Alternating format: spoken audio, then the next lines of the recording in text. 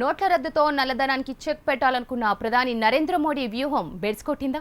నల్ల కుబేరుల లెక్కల్లో చూపని డబ్బుని బ్యాంకుల్లో డిపాజిట్ చేయబోరన్న కేంద్ర అంచనాలు తారుమారవుతున్నాయా? జన్ధన్ ఖాతాల్లో జమ అవుతున్న వేల కోట్ల రూపాయలపై ప్రభుత్వం ఆంక్షలు ఎందుకు పెడుతోంది? లెక్కల్లో చూపని డబ్బుపై 50% పన్ను చెల్లిస్తే సరిపోతుందన్న నిర్ణయం ఎందుకు తీసుకున్నారు? అసలు నోట్ల రద్దు వెనుకున్న లక్ష్యమేంటి? నల్లధనమా, పెద్ద ఎత్తున నిధుల సమీకరణ?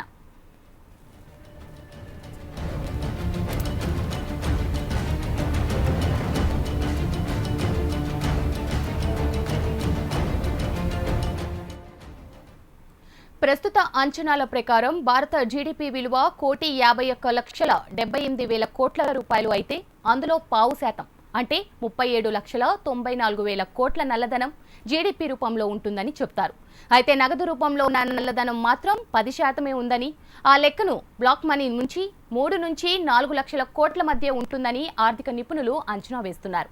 అంటే లెక్కల్లో చూపని ఆదాయం 3,80,000 కోట్లుగా లెక్కగడుతున్నారు.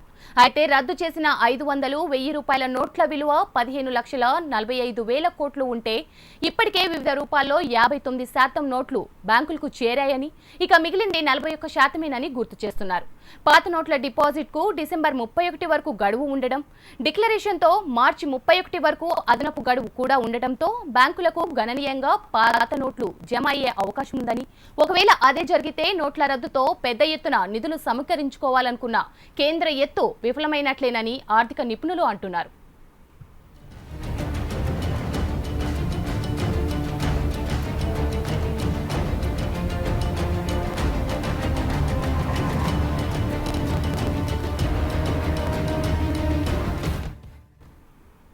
రద్దు చేసిన పాత నోట్లు అంచనాలకు మించి బ్యాంకుల్లో జమ కావడంతో కేంద్రం ఆలోచనలో పడిందంటున్నారు.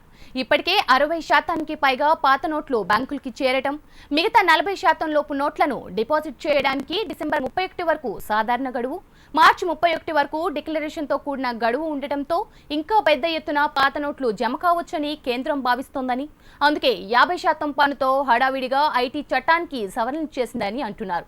మరోవైపు జన్ధన్ ఖాతాల్లో జమ చేసిన నగదు ఉపసంహరణపై ఆంక్షలు విధించడానికి కూడా ఇదే కారణం అంటున్నారు. లెక్కల్లో చూపని ఆదాయం జన్ధన్ ఖాతాల్లోకి వచ్చి చేరిందన్న అనుమానంతో ఈ చర్యలు చేపట్టిందని అంటున్నారు. ఒకవేళ మిగతా 40% పాత నోట్లు గణనీయంగా బ్యాంకుల్లోకి వస్తే నోట్ల రద్దు నిర్ణయం విఫల ప్రయోగంగా మారే అవకాశం ఉందంటున్నారు.